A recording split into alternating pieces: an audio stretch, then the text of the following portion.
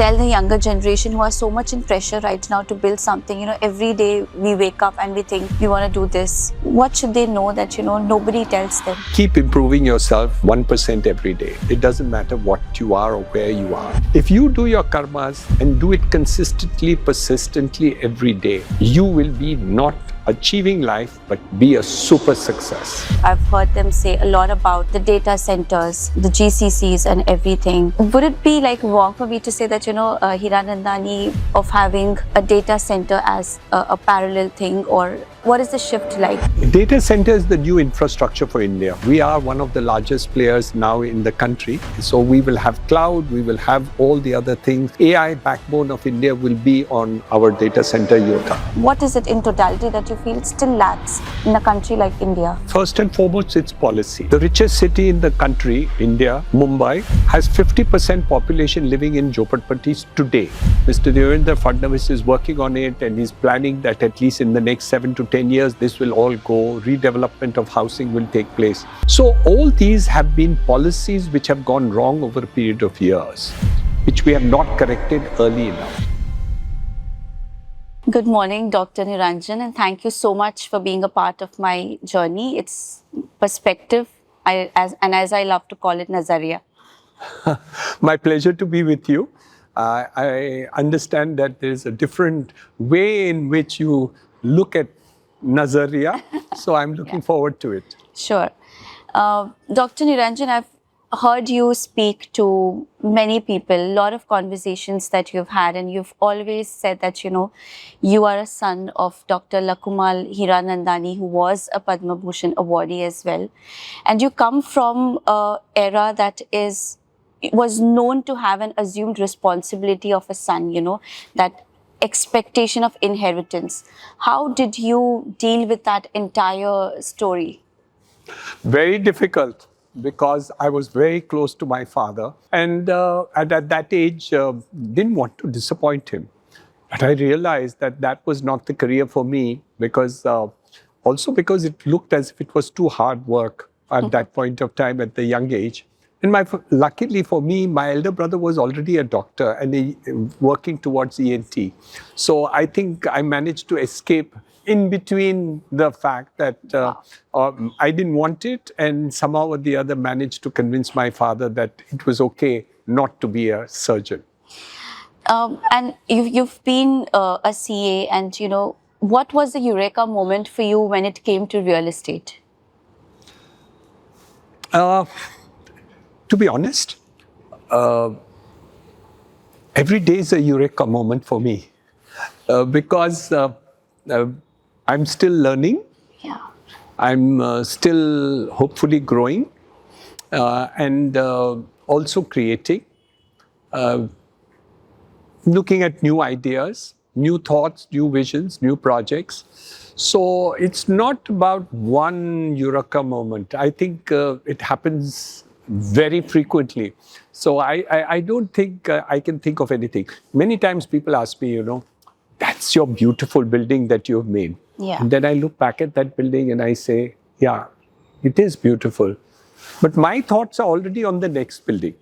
So in reality, that's a yesterday, and we start looking for what I'm going to do next and do it. That excites me much more than having completed a building where everybody's happy about.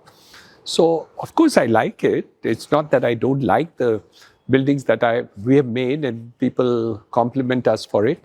But I think I'm more forward-looking than backward. The history part of it and all. I'm different. When you started building this, I think there's a tagline where, only few people know that, you wanted to build palaces in the air for the common house, for the common people. How do you think, Hiranandani estate is actually perceiving towards that dream? It's very simple. I'm a young boy who grew up in Malabar Hill. And for me, that part of it was taken for granted, that in those areas and all that, the luxury and the top-end houses should be created and the quality of life should be supreme as far as the rest of the city is concerned. Then when we started constructing in the suburbs, which is where I got land, I realized that, oh my God, I mean, everybody is looking at making okay buildings or not so good buildings, and didn't think that it was necessary to create quality of life where people would be happy, comfortable, and live a great life. So I thought that why not make something which really is makes the person who actually goes there feel like a king. Uh, so a palace is what I want to construct, and for an affordable price. And that's how we started. The prices at which we sold apartments in those days at 450 rupees, less than 1,000 rupees a square foot in one of the best buildings that we made, Lake Castle. Yeah. And the quality of life in that building was absolutely matching any building in Malabar Hill in those days and times.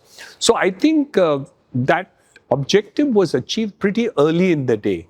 And it surprised a lot of people because the people living here had a better quality of life than Malabar Hill.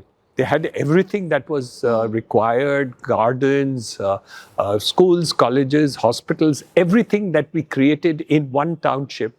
And I think we succeeded to provide of housing at that time. And also all the facilities which a common person would otherwise not able to get in any other part of the city. Sir, would I be right in saying that, Powai is a semblance of luxury in Mumbai's real estate? Yes, of course it is. But the point is that the luxury is also in the fact that the kind of planning that we did was very different. Yeah. So you can have a beautiful building, but no accessibility. You can have a beautiful building, but not have a school, college, hospital. You can have a beautiful building, but you have to go long distances to a club to get all your facilities. You can have a beautiful building to do it. While the planning as far as Powai is concerned is done in such a way that you have a holistic quality of life and which is second to none. So it's the planning that we really created over and above the beautiful buildings that were there, which actually created a quality of life which is second to none in the country, not only in the city of Mumbai. Yeah. So I think that's important. I'll give you one small example.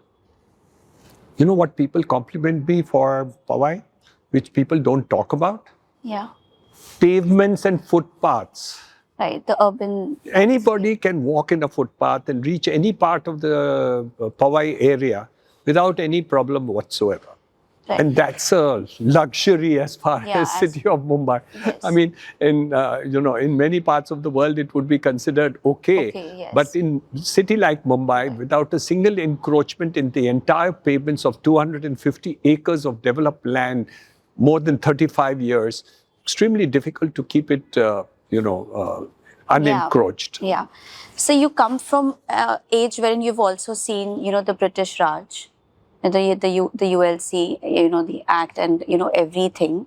How did that change? Because I think not everybody, I think it was just you who brought this community living, because everybody always spoke about, integrated townships, like a jargon of real estate. But you actually made it feel that, more than houses, I think community is important. Again, sorry, but what was the Eureka moment?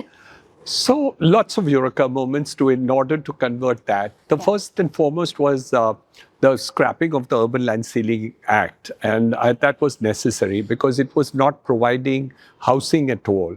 Yeah. And it was a socialistic policy which was not working at all in the country. In fact, caused prices to rise beyond imagination in that period of time when it was there. So that had to be scrapped, and which the government did. And I think that was extremely important. The second major change was the fact that the policies in 1991 changed, which was liberalization of the economy. So I think everybody was able to move up the value chain in terms of it, and people got more affordable housing. The third major change which took place was the banking policy or the financing of home loans. Yeah. That was the biggest paradigm. Let me tell you,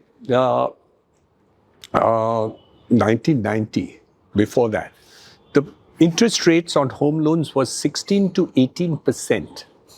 Wow, that's a lot. Unaffordable, but still that was the only thing available. Today, home loans are the cheapest as compared to any other loan received by anybody. Individual. Should I tell you a joke? Yeah. Okay. So, industrialists went to a nationalized bank and took a big loan of 5,000 crores.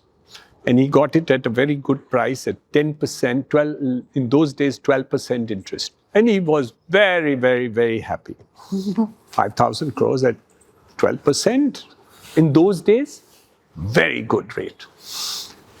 His happiness turned to disappointment when the same bank gave his secretary a home loan at 9% interest.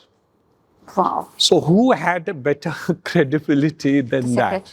So that was the real change which took place, that home loans for individuals, because the NPA in home loans is the lowest in the world, in India, the banks, similar banks are giving home loans at a much lower rates of interest. And besides that, you get the income tax benefits for tax deduction for interest on home loans. Right. So all that put together, I think made a paradigm as far as housing is concerned, and was able to get at least, if not the extreme affordable, the middle class grew exponentially. The last one change, which has been brought by Prime Minister Modi, is the PMAY scheme, which gave subsidy for affordable housing. Of course, that's still, the first round went very well. We did 1 crore houses in the urban areas. The second one is on. But I don't think it's able to meet the needs of the people yet.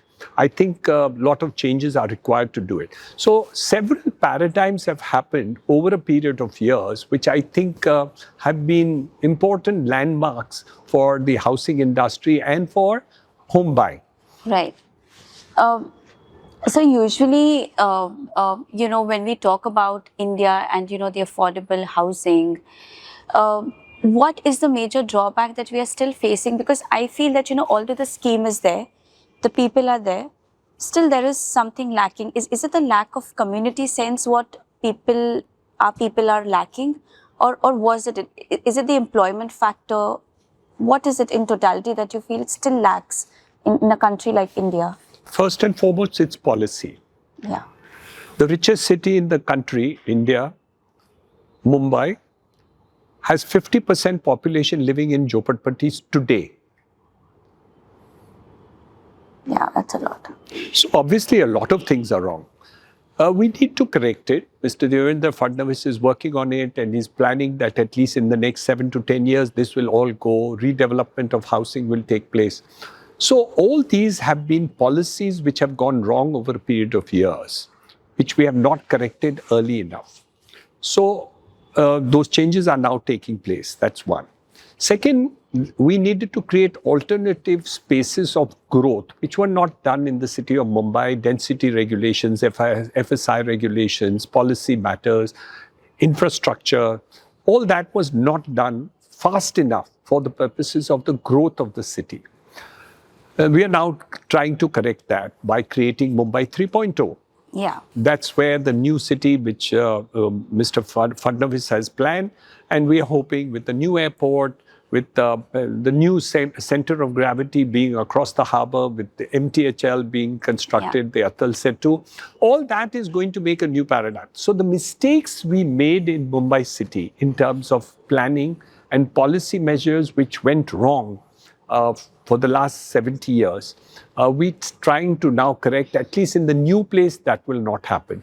While in the city, we are doing correction measures by redevelopment, by slum policies, rehabilitation policies and other things. So we're doing both the things together. Redevelopment here and correcting it, and creating Mumbai 3.0, which will be different. So before, I think this Mumbai 3.0 became like the it thing, and people started talking about it, I think you had already gotten a huge, I think 2.5x Powai, already a vision in Panvel. And you already knew about it. do you have like a magic wand, or like do you already know this is going to happen, or what is it? Because it's all coming out now, like, you know, you've already built it and now it's all coming 20 years hence, like in 26, I think 2006 you did that vision, and today we are, you know, all of us are talking about Mumbai 3.0. The airport is come. How? I always did it.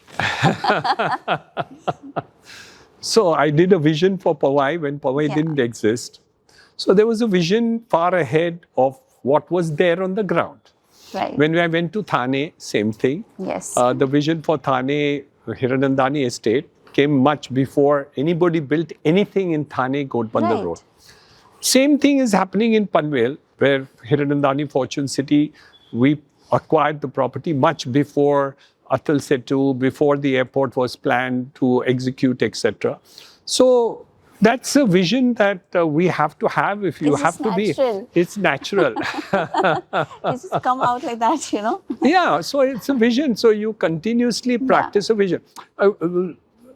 It happens in every field of activity. Of course, yes. Let's take Raj Kapoor. Yeah. And the kind of movies he made, Mera Naam Joker, you know, I mean, nobody could think of such movies before he made them. Of course. And they're still timeless and all. So when you make a project like Powai, it will be timeless because no matter 100 years from today, it should still be different than what it has been done. 100%. And I'm hopeful that the next project of mine, whether it is in Panvel or it is in Alibag or it is any other place, should also have a similar vision for the future. 100%. And I've done it all my life, so there's nothing new. So when you talk about Alibag, you know, if I see the map of, you know, a little bit of knowledge what I have about maps. So there's going to be a Virar Alibag corridor, which is going to connect to Dombivli, and from Dombivli there is Alibag. And when you see Alibag, you have like, if you have like a good ferry towards South Bombay, it's like 1 hour. Do you think it's right that Alibag is always perceived as second home and it couldn't be like, you know, a Powai 5.0? God bless you. The point is very simple. Alibag is going to be closer than Khandala because it's connected in multiple ways. First, it's going to be the new bridge at Dharmatar is going to make it much closer. Right. So you, in 45 minutes from South Mumbai, you will be able to reach Alibag. Right. It takes 20 minutes by speedboat to reach Mandwa. Exactly. The other part of it, we are getting water taxis to come. So that will be 20 minutes to any other part of Alibag also. Right. There's a coastal road being proposed in Alibag. So your drive in will be something like a coastal road on the other side of which Mumbai has got. You will also get in Alibag. So all that together makes it this thing. Second, it's a hospitality destination. Okay. In a similar area, which Alibag is there, you have 50 hotels in Goa.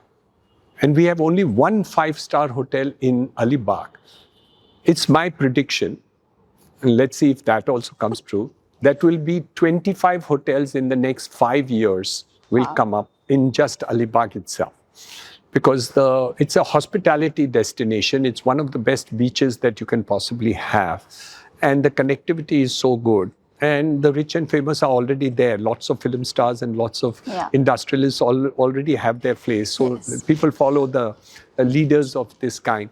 So I think that's going to happen. And I do believe that it will be the fastest growing hospitality destination in India in the next 5 years. And last, but it's also easily connected to the Navi Mumbai airport. Yes. So they have that also. 100%. So I think all in all, with Mumbai 3.0, this is actually going to be a part of that. The hospitality destination part of that will be Alibag. Bombay is something that, you know, everybody wants to just, I don't know, not have it filtered. Like everybody's just trying to come into Bombay. Do you think it's right for all these developers, like, you know, be it anybody from the outsides, you know, they are coming out of Bombay. Is it right for them to just, I wouldn't say adulteration, but I would say that, just come and, build and, keep building rather than seeing other prospective cities. Is it right what is happening to Bombay in terms of, because I'm a Bombay girl, I feel like so many of them are coming, and why don't you like just appreciate somebody like a Hiranandani or like, these heritage builders that are already there? Well, you have to understand that great cities, not good cities, great cities always attract a lot of attention and investments. Same thing happened in Singapore, same thing happened in Dubai, same thing is happening in those cities in the world where great infrastructure and future is seen. Mumbai 3.0 is similarly going to attract a lot more investors than you can possibly imagine. Mr. Fadnavis is talking about $1 trillion economy only in Mumbai 3.0. Remember, today the whole of India's economy is $4 trillion or close to that. And only Mumbai 3.0 is going to be $1 trillion. So we have a long way to go. And you're going to get a lot more investors coming into in Mumbai, and we should be ready for it. And but what you're saying is right. The opportunity for the local developers is also grown. So it's not that these people have taken the place of local developers. But yes, they are also there, and it doesn't matter. It's good to have competition and see that we get better than the best to come here. So we hope that they will do good work and not just fill in profitable gaps, but actually create something. So what I would look for from investors who come from overseas, etc., or outside Mumbai city, and developers who come here, they should contribute to make Mumbai greater than what it is. Then it's worth it. Just making 1-2 more buildings and coming into Mumbai, they're welcome. Yeah. But the real thing is, I'm looking forward to people who create great places in the city of Mumbai to make it even better than what we have made it in the past. Right. So we're talking about all this urbanization, the infra development. Do you think the investment in Bombay has become more like, towards the investment map of Bombay is changed, or people still look at geography? Because when the infra came, the investment map became towards, now there's Joggers Park coming, the coastal road has come, rather than people telling, Worli, Malabar Hill, Bandra, like, what is it now? So, let's understand what is happening first. We had 190 kilometers of suburban rail for last 65 years. We are now going to add 300 kilometers of metro in 2 years. This should have come over a period of last 65 years. So what we are trying to do is catch up with what has happened. The coastal road, which is now happening, Worli Bandra, then up to Marine Drive, and now going right up to Bhinder, is an idea which has come now, but actually this should have been started 10, 15 years ago in order to cater for what was the increased traffic at that point of time. Okay. So this is catch-up time. जो हमने इतना साल नहीं किया, वो हम पहले catch-up कर. So whether it is roads, whether it is metro, whether it is airport, whether it is whatever, infrastructure, what we are first doing is catch-up. This is important. Then we are taking a leap in order to do anything. So for example, we are now done the coastal road, but we are making 200 acres of gardens alongside the coastal road. Yeah. So now that second part which you hinted at is coming. So you have a Central Park or a Hyde Park, you're going to have this coastal park. Right. So this is going to come. So what happens is, when you have missed development for so many years, catch-up is painful. Right. Very painful. Because you're suddenly doing so many kilometers of metro. I mean, it's so difficult. The roads are all dug up and things are problematic and what have you. Redevelopment is taking old buildings which were collapsing. Opportunities of development have taken place.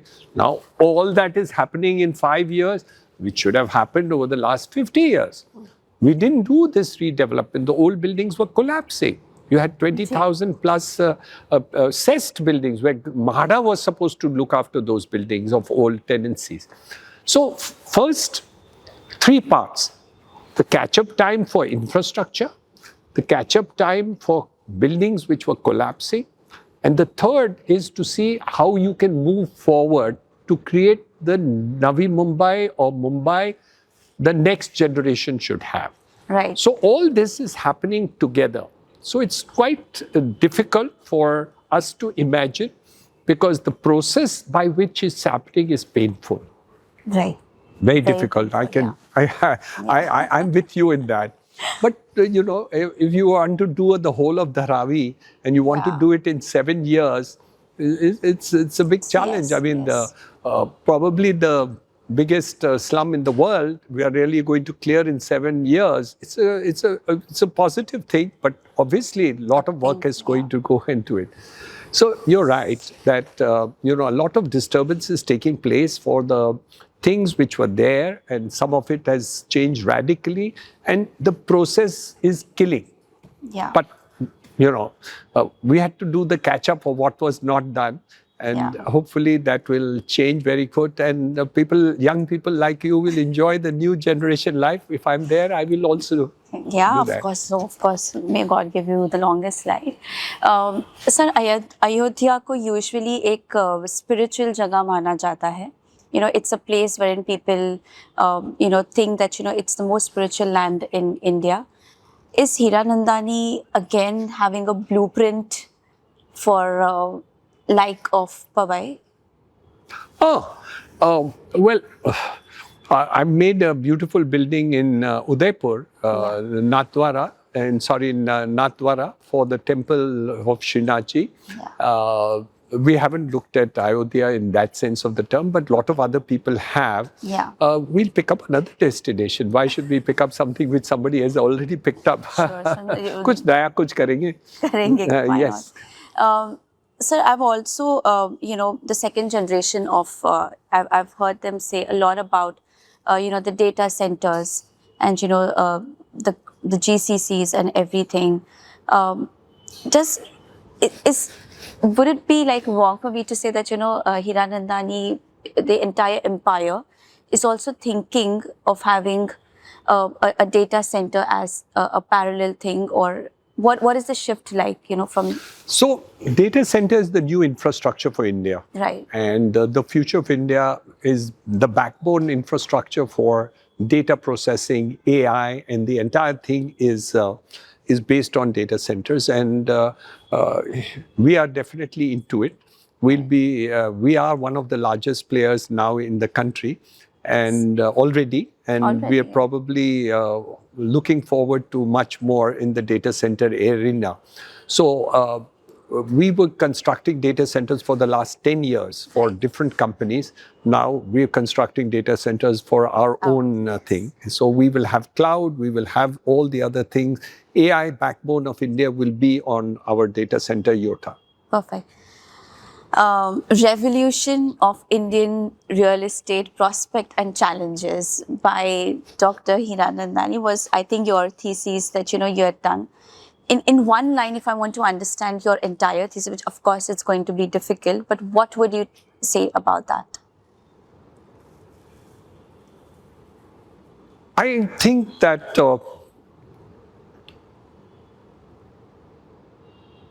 just like we were able to clear the mind of roti and kapda,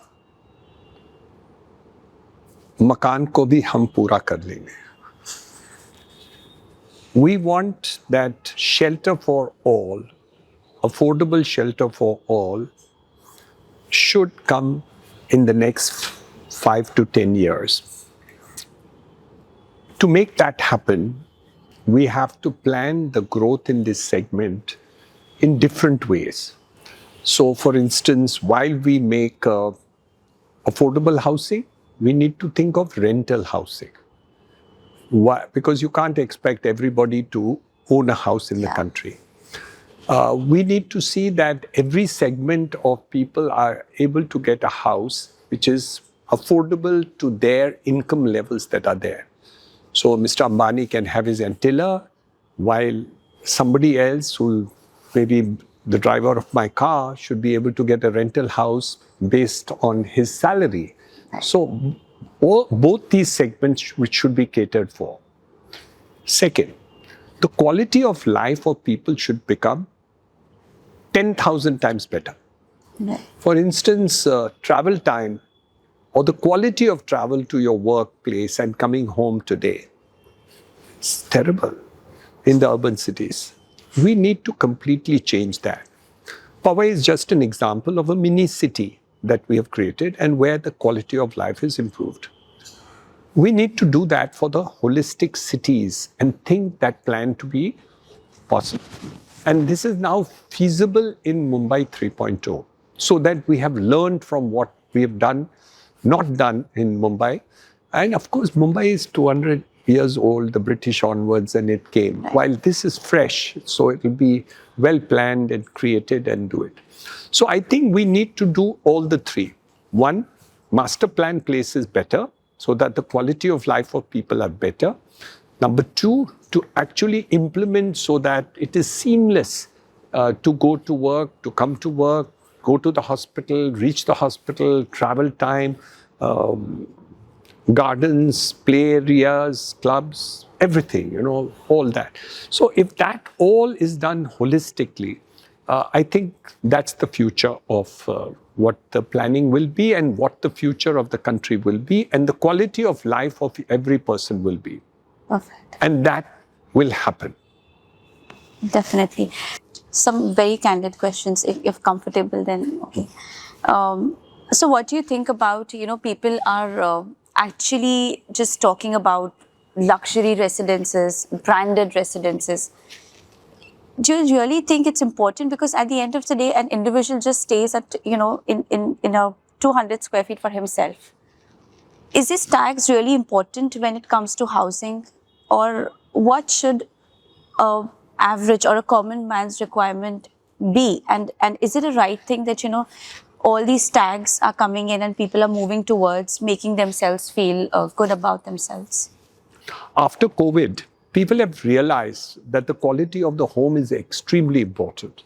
And everybody wants more space and availability because the home has suddenly become much more important in the minds of the people than it used to be before.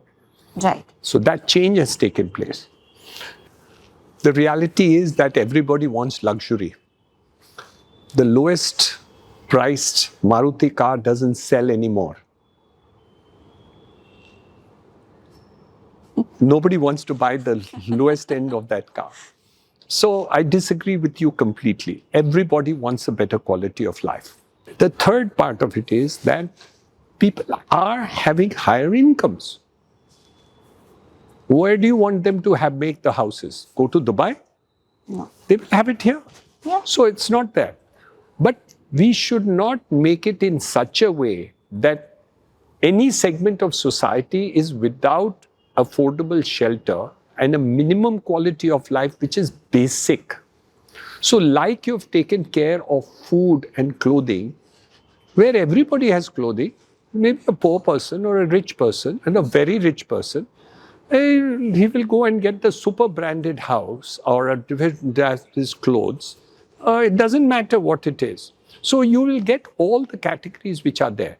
But the lowest category is not so bad as to have torn clothes. So you won't do that. Similarly, you shouldn't have juggies and jhopadis to stay. That has to be eliminated. And that is feasible now. We have to create rental housing for such categories or every category. So branded residences will be the future. Okay. You'll be shocked. All the new buildings in the next decades, 10% of them will become branded residences. Senior living will change the quality of the type of buildings we are going to make for senior living. Completely new style of buildings. The vision for those buildings, the quality of life for the senior living will be better than the other houses. Because the kind of facilities we are planning to create is unheard of. So we cannot say we want this and don't want this. Right. Never happen like that. You have to have this, and this.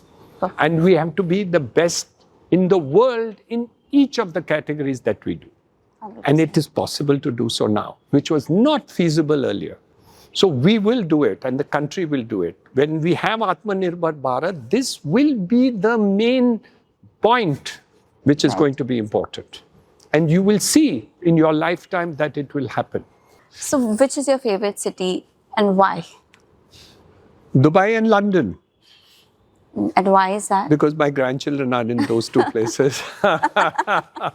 You have to understand, there's so many beautiful places in the world, and you travel there, go for a holiday and come back. But the heart goes where the people are. Of course. It's not a question of Like and all that. So Understood. I like many places and many cities, holidays and other things, but these are where my heart goes. Exactly. A young boy, Niranjan, would he still choose real estate considering whatever he's seeing now? I've been asked this before, so I was thinking about it myself. And I said, yes, I would be in real estate, but I may not necessarily be the way I grew up and built the real estate business. Okay. Because today there are 100 items which can even service real estate. Right. If I could only do marketing of real estate, that could be a huge, big business itself. I could set up a company which is the biggest. Or I can be project management head. Or like architect, Hafiz contractor, get into the architecture of creating the best buildings design. Right. So different aspects of real estate has got niche specialization, and that changes are taking place. So I could take up real estate. I could take up so many other things. I love teaching. I could become a teacher. Yeah, you look like a very good professor. Very knowledgeable great one. professor and researchers. Yeah, because you talk about learning. So I think that suits you very well. Yeah. But no, I would have you as who you are, creating all this vision. Otherwise, we wouldn't have anybody. You wanted me to dream about different things. That's why. Okay.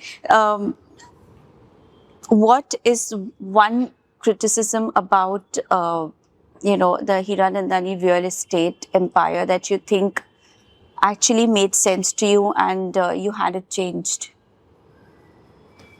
I think there are lots of criticisms about Hiranandani, and whenever you make anything very good, it has to be criticized because it's different from what happened in the past. So whenever we experiment with new places and locations, he's mad. Why is he doing it there? Why do you need such broad roads? In Thane, we decided to make a 120-foot road.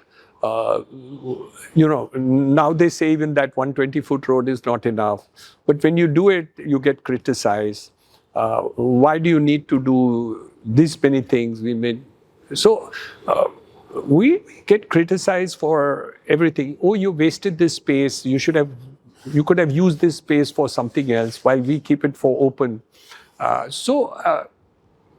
Criticism is a part of life, and you have to accept criticism. There is no question about it. What we try to see is that which is the correct criticism. Where is it actually where we have made a mistake and we think we can correct it. So we learn from those critiques. But there are some people who are habitual critics who will criticize everything that are there. It's okay. And it only means that they are more attentive to you. So you should feel good about it. Being at your position, what would you like to be remembered as? What is it about you that you want people to remember that you made a difference, or what is it that you? I think he was a good man. He had good intent to create a quality of life for people which was second to none. And he lived his life to do things for people, whether in real estate, in education, in health, and to see that, and he would be remembered for being a good person. And the closest I can think of is Mr. Ratan Tata. When he died, people thought about what a good man he is. They didn't look at how much he was worth on the day he died. And I think I would prefer to have something analytical similar to that, if it's possible. not as much as he was, but at least that he wanted to do good things and for people and vision something for the future of Bharat and the people. Perfect. If I give you a blank canvas and ask you to paint Bombay, what would you paint it as? You know, whenever you give me something which requires retrofitting, is always a bigger challenge, because then you have to compromise with what exists and what people have problem with. Give me a blank canvas like Powai or New Bombay, Panvel, or Hiranandani Sands in Alibag or something like that. That is something which I really feel can be do, because you can then create every time something which is never done before. Right. So, destinations are created. If you have a blank canvas, like you said, Mumbai can't be a blank canvas because it's always going to be connected hypothetically with whatever else is there. But remote areas, larger canvases is my forte. What would you tell the younger generation who are so much in pressure right now to build something? You know, every day we wake up and we think we want to do this, we want to be like this. What would you just tell them? Because you've seen so many sects of people around you, and you know, you've come from a lineage wherein you know in and out of everything. What should they know that, you know, nobody tells them? Everybody has a great future, provided you make it. Right. So all you got to do is really keep improving yourself 1% every day. So no matter where you are or what you are, it doesn't matter what you are or where you are, but you keep improving yourself all your life. And you will become a great person one day, irrespective of which level you are or what resources you have or you don't have. So, and there's opportunity for the youth in a country like India, Bharat, which has a great future of growth and all that. The opportunities for them is billion times more than being born in any other country in the world, because the country is growing beautifully. Right. So you are right, you are actually going to ride the wave. But if you don't take advantage of the opportunity of growth and thinks that just because the country is growing, you are going to grow, that doesn't work. You have to make your effort, and as the Gita says, do your karmas. If you do your karmas and do it consistently, persistently every day, you will be not achieving life, but be a super success. Perfect. So last question. Beyond the visionary, beyond the growth that you did, beyond the sustaining of the perfect lineage that you had to carry, who is Dr. Niranjan Hiranandani beyond the businessman? And I want to know it very very candidly. Who is he? Niranjan Hiranandani is a very simple person, and he is not, money is not his destination at all.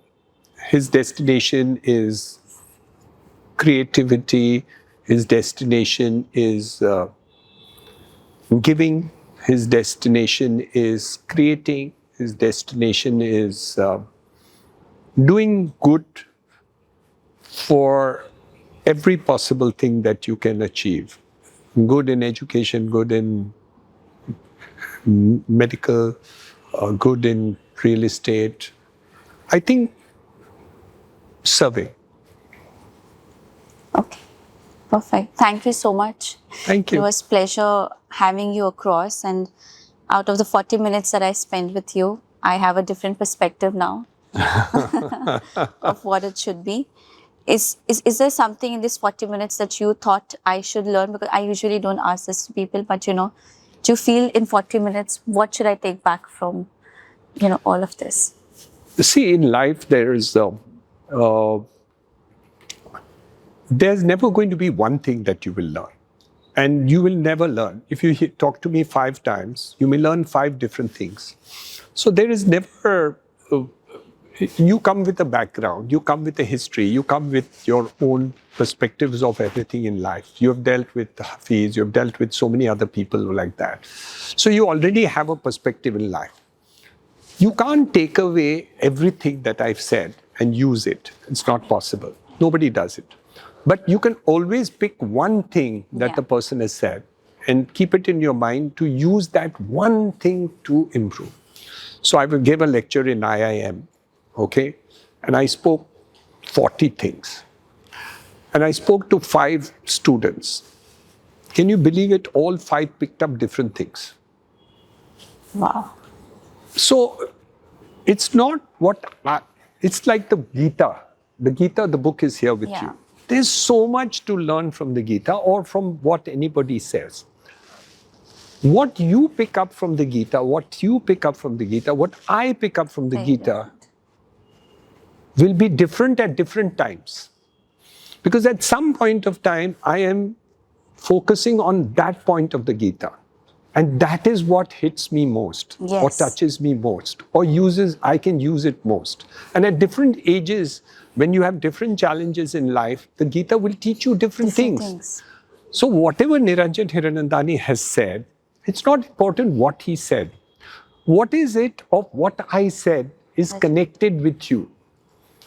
And no matter how well I know you, you'll be surprised that different things pick up. I tell my grandchildren so many things. And the most unconscious thing that I have done, all of a sudden will say, Dadu, this is how you do it. That's why I'm going to do it that way. And that's not what I actually tried to teach him. But he picks up so many things of what you do. So it's never the teacher who do it. So when the teacher teaches, a teacher teaches something like that, the student who picks up the thing, you'll be surprised how different people just pick up the same thing. So there's a class and a good teacher which is there in the class. 40 students. So many will pick up different things from that thing and all that. So there is always a learning that I have from people. Forget anything else. I even learned from you. What? Yeah. So the kind of introduction that you gave about what you wanted, I knew exactly what is the thing that you wanted from me. Right. By the introduction you gave for yourself. So even I picked up from you while you were trying to pick up from me. Very humble with that, but thank you it's so as much. simple as that. Yeah, perfect. Thank you so much, sir. Thank you. Pleasure. Thank you.